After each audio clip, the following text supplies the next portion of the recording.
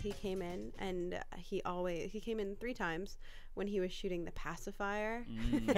That's when we thought he was never going to come back. Right. Wow. When right before his 10-year hiatus or something ridiculous. He's But all, I gotta take a step. Will he? I gotta look at my life. he came in and with my like his choice. aunt. Will he admit to having been in Toronto?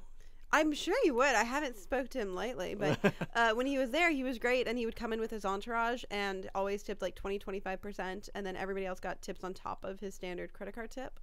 And we actually had a really cheeky moment because he always called me babe, and on the 3rd night that he came in, I called him. I was like, "You don't even know my name," and he's like, "Jessica, I do. I just call all the ladies babe." And I was So like, "Crap, fucking you called smooth. me." Yeah. So smooth. Right? God. Yeah, it was pretty awesome. And then we had a good little laugh because my manager at the time was like, "How much money have they spent the last couple nights?" And they were pushing like $1,000 each barbell, you know. So it was their 3rd night, so they were pushing their $3,000 limit.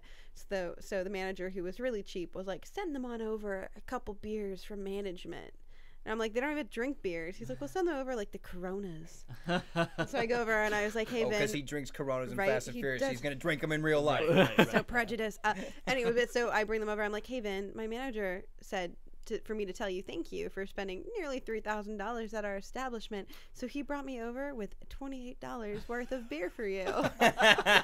I hope you don't mind. I hope you understand our sincere appreciation. And we had this really, he's really funny in real life. He's funnier than I've ever seen him be on TV or film. So I hope someday he gets to play something more comedic because he's got great timing.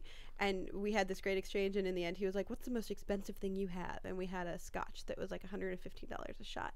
He was like, "Send over your manager a double." Just to sort of like feel with like the words "thank you very much." We really appreciated it. Just to sort of set the tone. And like the whole point of that is just like, if you're gonna say thank you to somebody like a Vin Diesel for spending thousands of dollars at your establishment, you're better off just to go up and say thanks rather than send them 4 beer. Right. 4 beer? First of all, there's like 6 of them. In Canada, it's beers. It's in America, we say beers. Shut up, John.